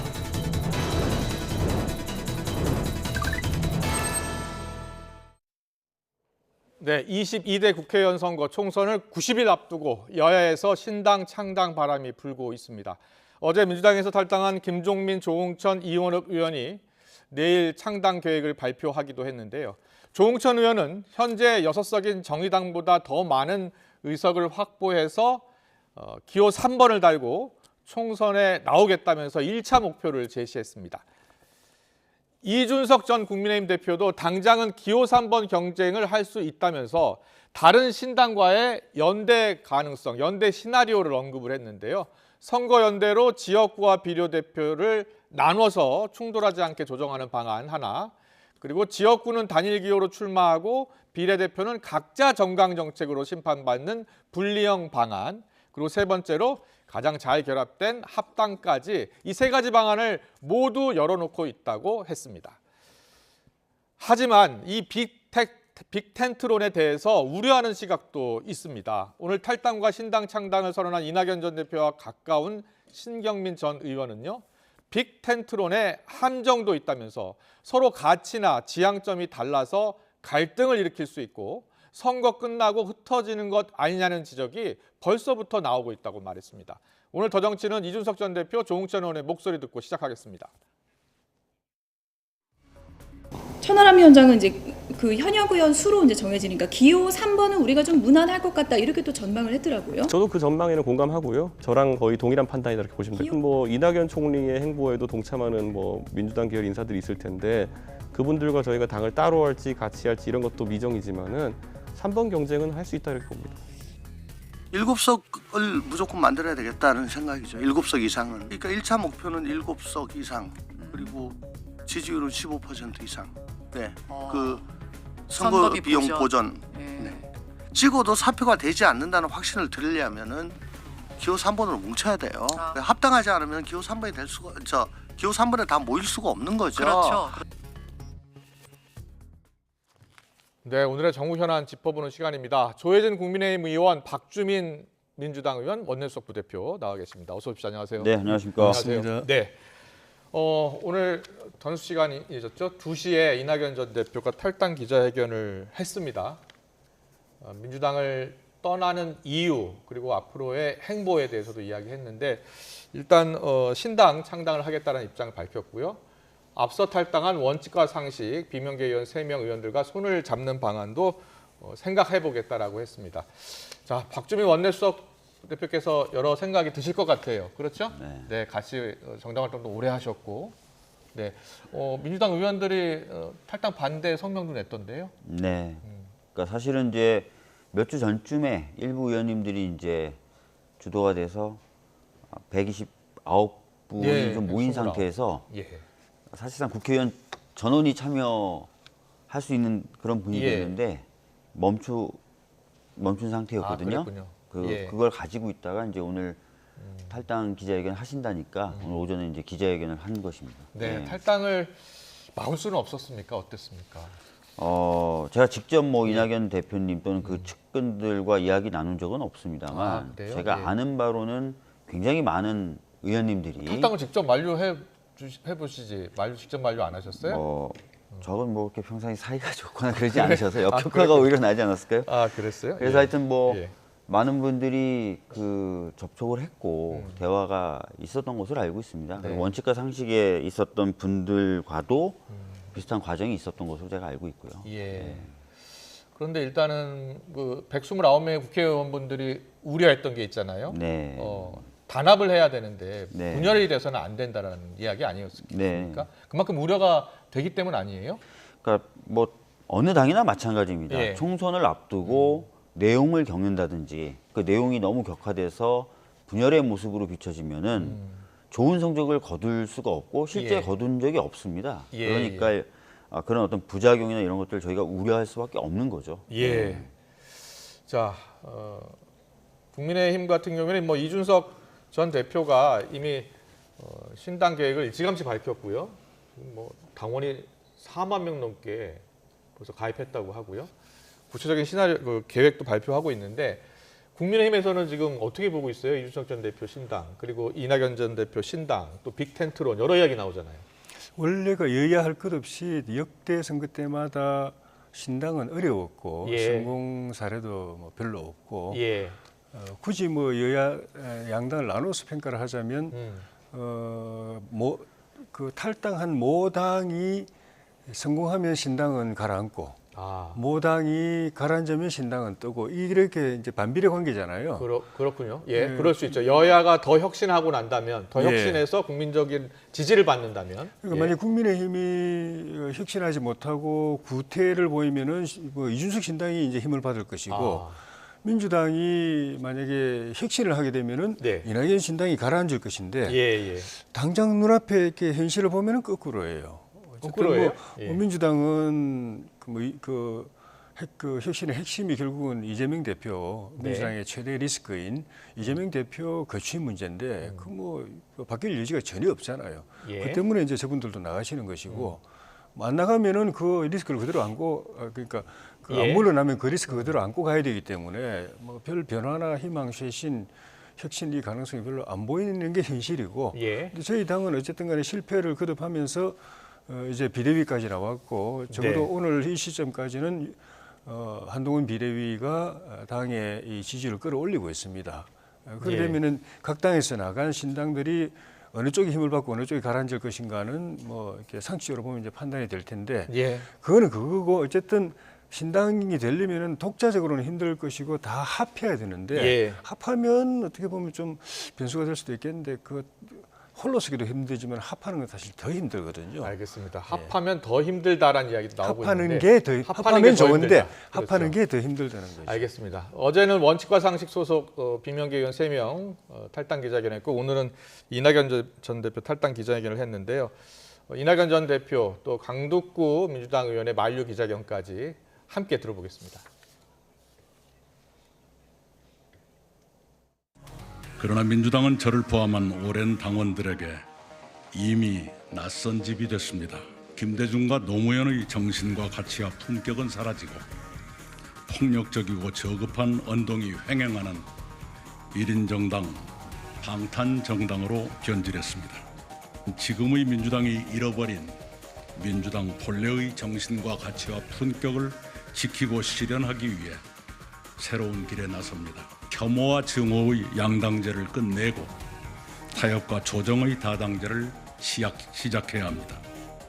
민주당의 분열은 윤석열 정권을 도와줄 뿐입니다. 이낙연을 키운 민주당을 기억하길 바랍니다. 129명의 민주당 소속 국회의원들이 마음을 담아서 절실한 마음으로 이낙연 전 대표께 다시 한번 간절한 마음으로 부탁드립니다. 자, 이낙연 전 대표 기자회견은 저희가 생중계로도 전해드렸었는데요. 그 지금 제3지대 이야기 계속 나오잖아요, 박주희 씨. 근데 이 제3지대 빅텐트론, 그 많이 모이면 모일수록 제3지대는 힘을 발휘할 것이다라는 이야기도 있지만 앞서 이제 신경민 전 의원 같은 경우에는 그 서로 이념과 가치가 다른데 그게 모이기 쉽겠냐. 오히려 그냥 이번 총선만을 위해서 이합집산처럼 모여서 총선 끝나면 또 다시 뿔뿔이 흩어지는, 그래서 아마 국민들의 선택을 오히려 더 받기 어려울 수도 있다는 취지로 이야기를 하더라고요. 어떤 생각이세요? 아까 조혜진 의원님도 말씀하셨는데요. 총선 시점이 다가오면은 여러 사람들이 이제 신당을 만들려고 하는데 잘 안 됐던 이유 중에 하나가 갑자기 다른 생각을 갖고 있는 사람들이 한데 모인다. 이거 자체가 성립하기 어렵기 때문에 그렇거든요. 근데 이제 빅텐트론이라는 것은 사실 그것을 뛰어넘는 그냥 진짜 완전히 다른 사람들까지도 좀 끌어안겠다는 얘기 아니겠습니까? 그래서 선거용으로 성공하기가 굉장히 어렵고 오히려 국민분들은 제 생각에는 그런 모습에 이거 선거를 위해서 저러는 거 아니야? 당선을 위해서 그런 거 아니야? 이런 시각을 가지시기가 전 쉬울 거라고 생각합니다. 그러면은 성공하기가 어렵겠죠. 그러면 이낙연 전 대표 또 비명계 탈당 의원 3분 이렇게 해서 만약에 신당을 만들면 여러 가지 이제 혁신 경쟁도 할 것이고요.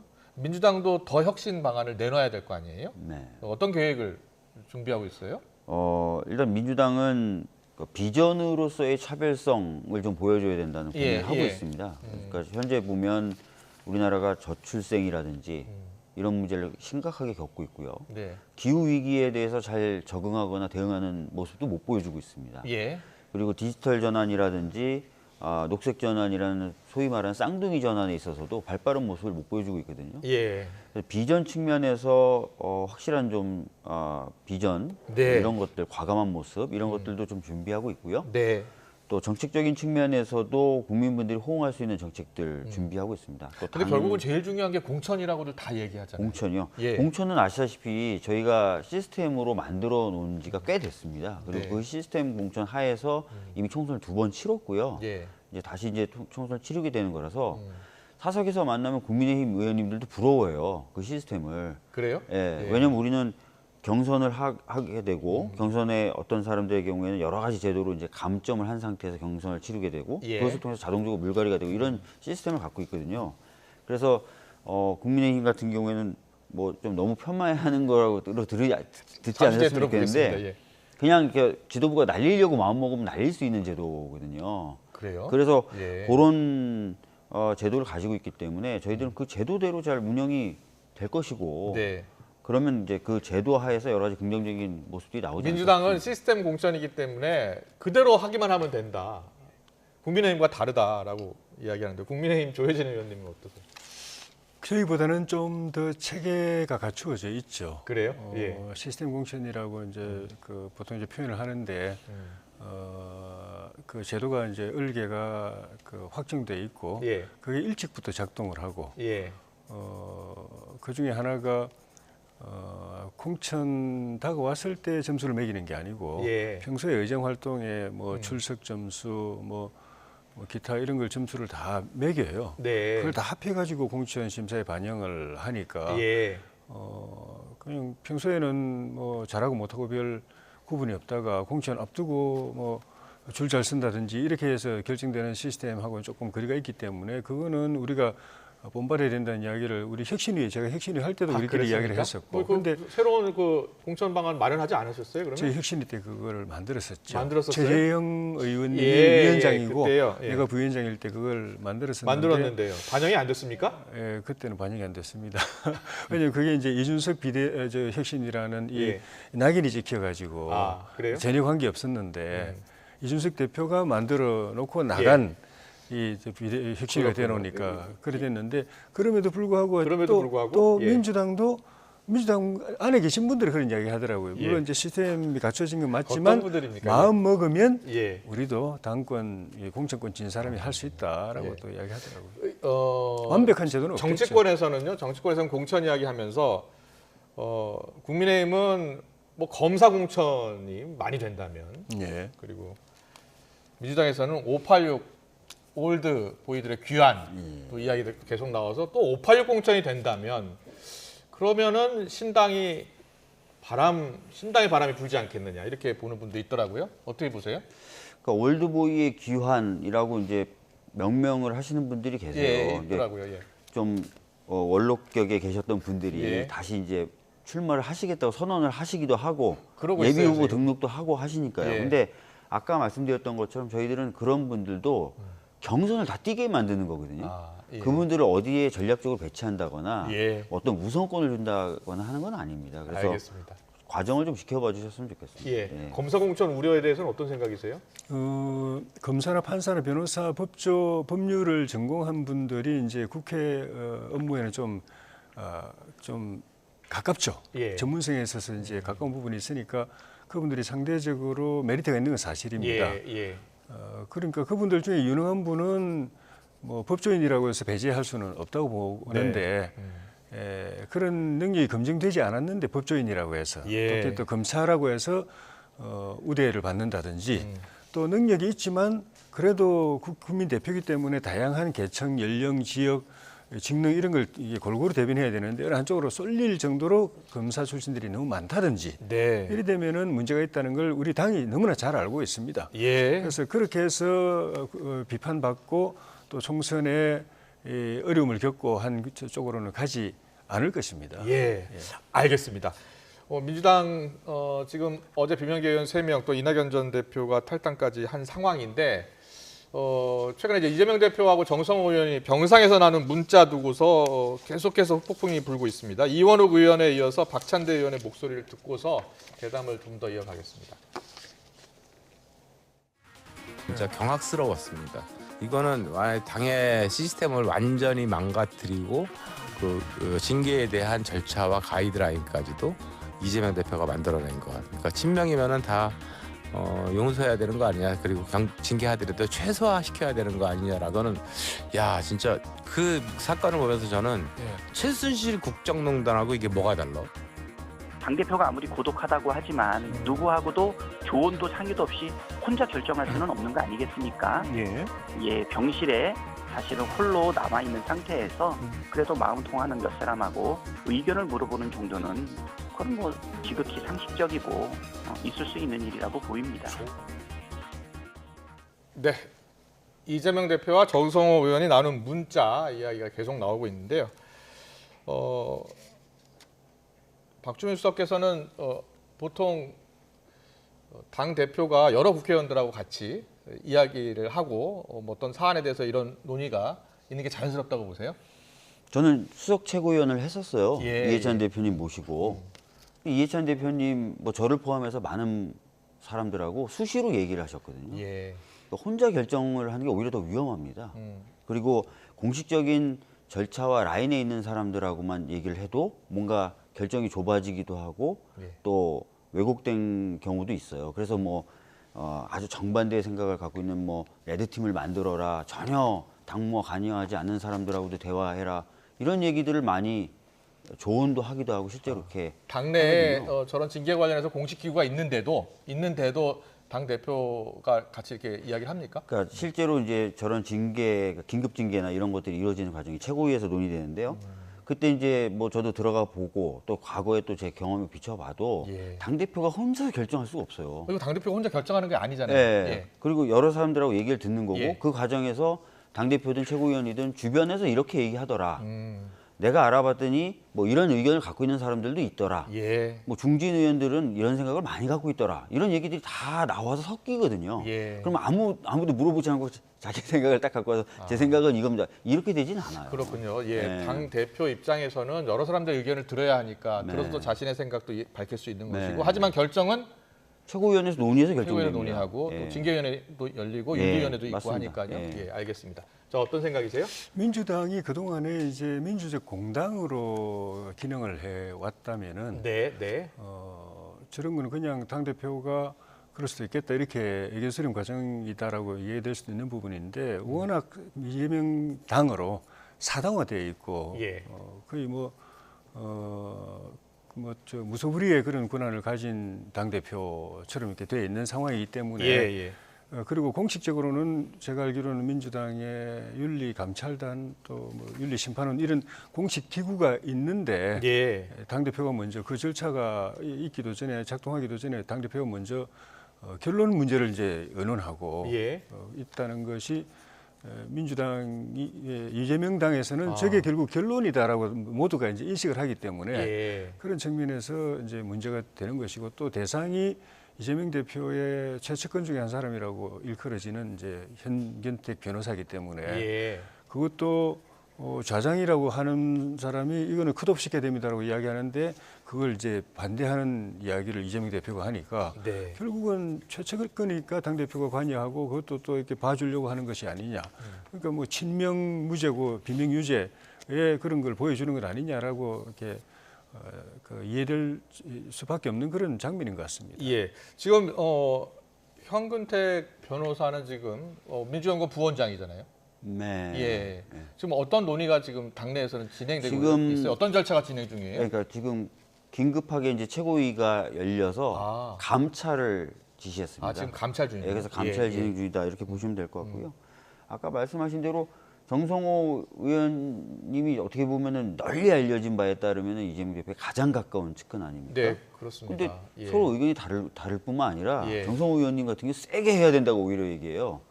현근택 변호사가 말씀하신 대로 그렇게 대표의 측근이고 뭐 이렇게 대표가 아끼는 사람이라면 대선 후보 시절에 대변인을 지냈거든요. 근데 예. 정성호 의원님 같은 경우는 막 아예 공천을 컷오프 시켜버려야 된다 막 이런 얘기까지 막 하는데 어떻게 저런 게 친명 위주의 징계 예.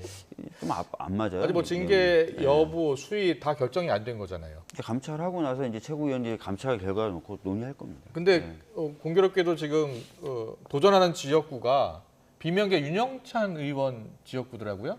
성남 중원. 네, 알고 있습니다. 예.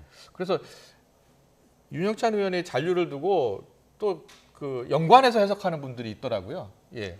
그렇게 해석하는 예. 호사가분들이 있는데 뭐 윤영찬 의원님도 뭐 여러 가지 고민하셨겠죠. 네. 예.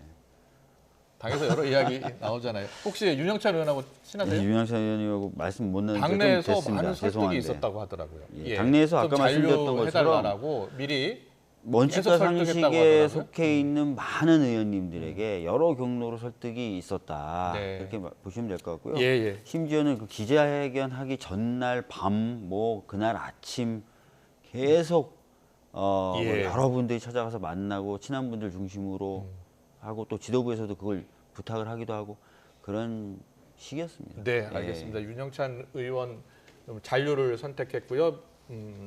민주당을 지켜야겠다라는 입장을 발표를 했죠, 어제. 예. 어떻게 보셨어요?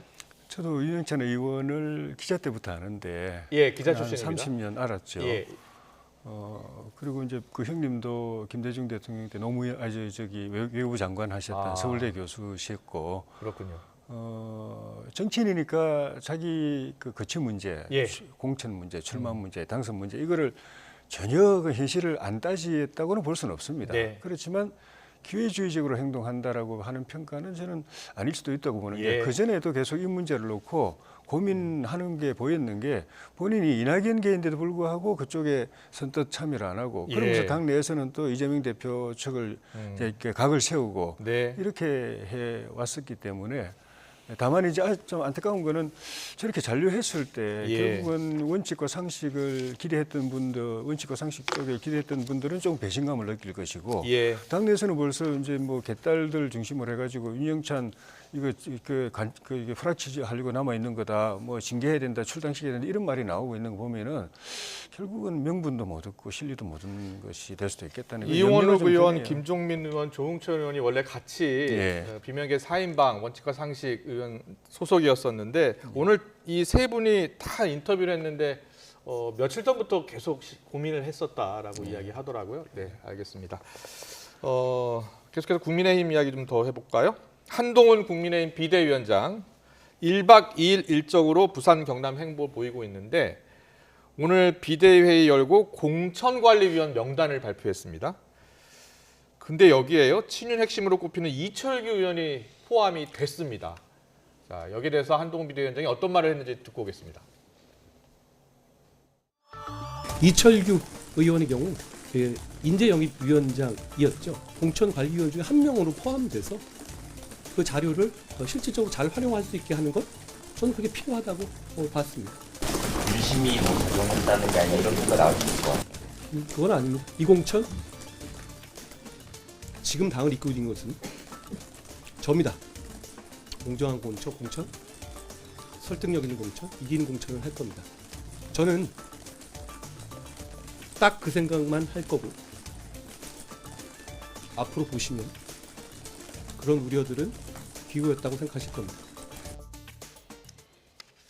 네, 잘 아시다시피 이철규 의원은 이제 당의 핵심이었던 이제 사무총장도 지냈었고요. 지금 현재 인재영입위원장 맡고 있고요. 이번에 또 공천관리위원이 됐습니다. 너무 요직을 계속 지금 자리하고 있는 거 아니에요? 어떻게 보세요? 거기에는 제가 볼 때는 본인의 성실성 능력도 있고 대통령의 신뢰도 저는 뭐 작용한다고 봅니다. 예.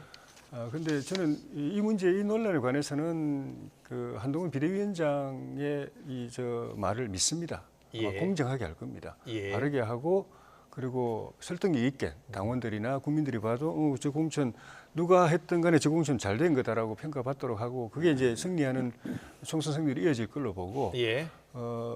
이철규 인재영입위원장이 공관위원회에 들어가는 건 좀 불가피하다고 봅니다. 네. 공관위원 중에 3분의 2가 외부인들입니다. 예, 예. 그게 또 또 한동훈 위원장도 지금 정치 처음 들어왔습니다. 예. 공천관리위원장도 교수하시다고 오시는 판사하다 네. 교수하시던 분이에요. 비대위원들도 다 거의 대부분 다 좀 정치하고 이제 거리가 있었던 분들입니다.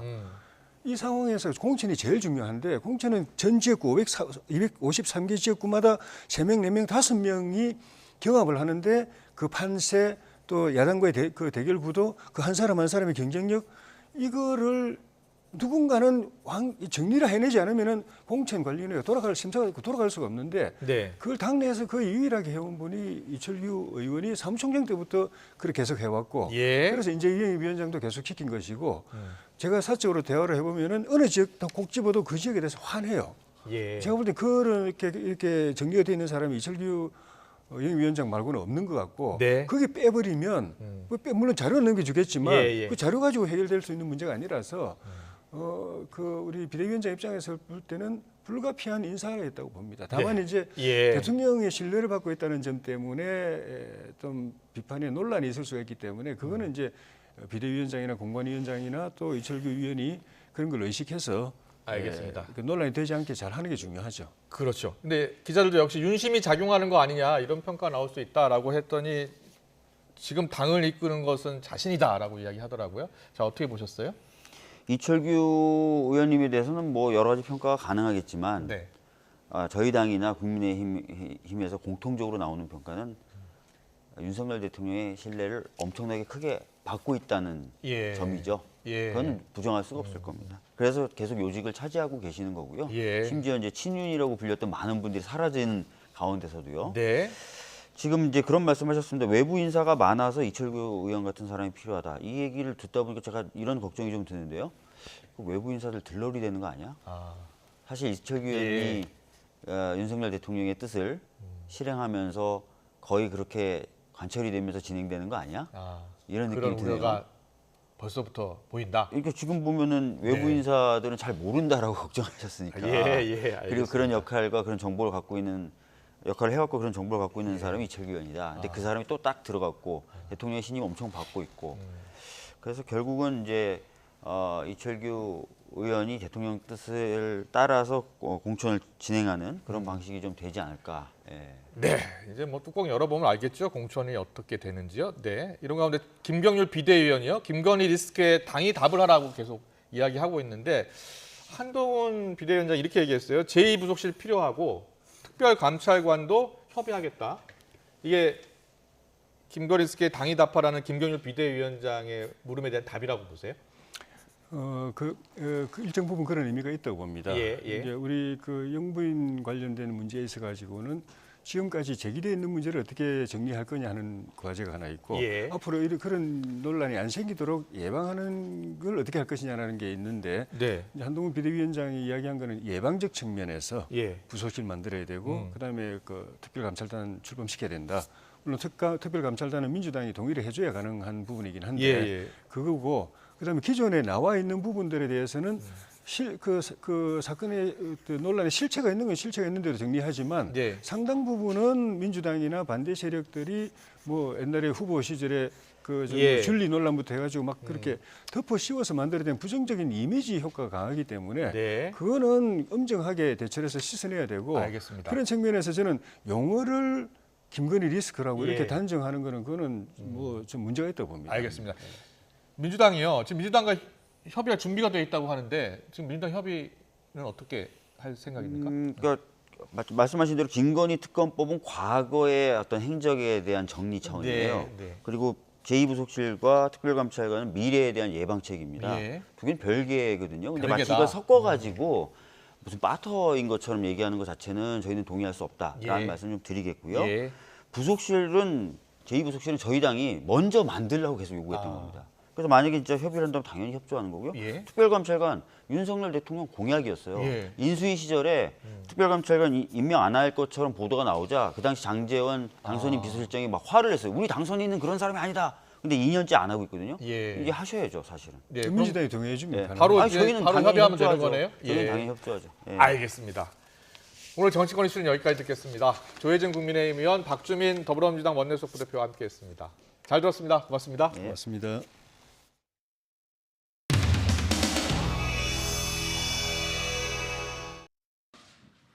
우리는 오늘 민주당을 떠나 더 큰 민심의 바다에 몸을 던집니다. 우리 세 사람의 심정이 이렇습니다. 우리는 왜 이 길을 가는가?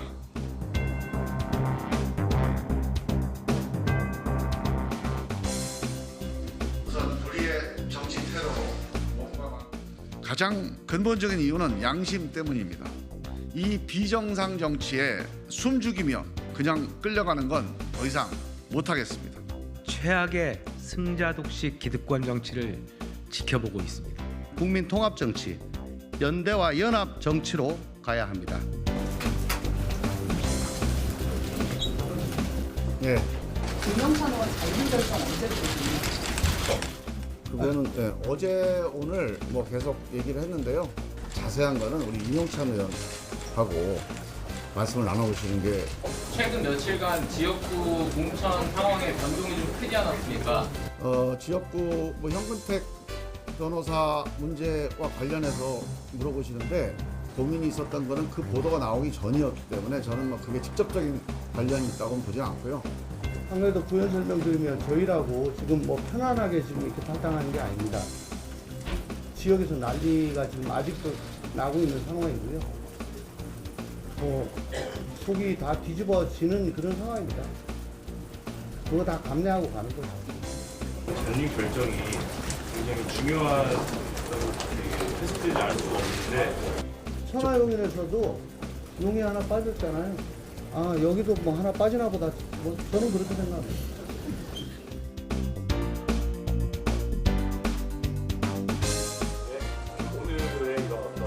굉장히 아쉽게 생각합니다. 최선의 모습을 유지하면서 연대에 임하기를 사실 기대합니다. 기대하는 모습과는 조금 다소 동떨어지지 않으셨을까. 그럼에도 불구하고 당연히 원칙과 상식의 구성원들 간은 저희가 대화의 문을 충분히 열어놓고 앞으로 적극적으로 소통할 생각입니다. 보수 이준석 씨만이 아니고 국민의힘에 있는 개별 의원까지 포함해서 정의당의 개별 의원까지도 포함해서 저희는 굉장히 폭넓게 문이 열려 있는 거예요. 일단 저희가 원칙과 상식이 중심이 돼서 기득권 정치에 반대하는 그런 제 세력을 결집하겠다. 혹시 현역 의원들 중에서도 같이 하겠다고 말씀하신 분들이 있는지를 궁금하고요. 함께하겠다는 의원들 문제는 일단은 함께하겠다는 의원이 있으면 이 자리에 같이 섰겠죠. 근데 하여간 잘 되길 바란다 이런 의원들도 꽤 있는데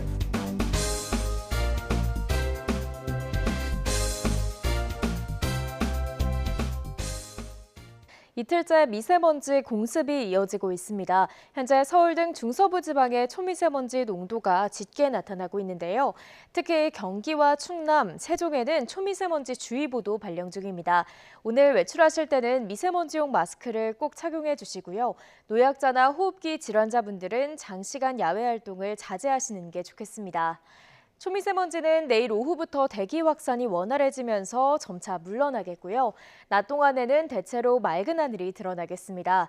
다만 동해안 지역에서는 초속 15m 안팎의 강한 바람이 불겠습니다. 시설물 관리에도 유의해 주시기 바랍니다.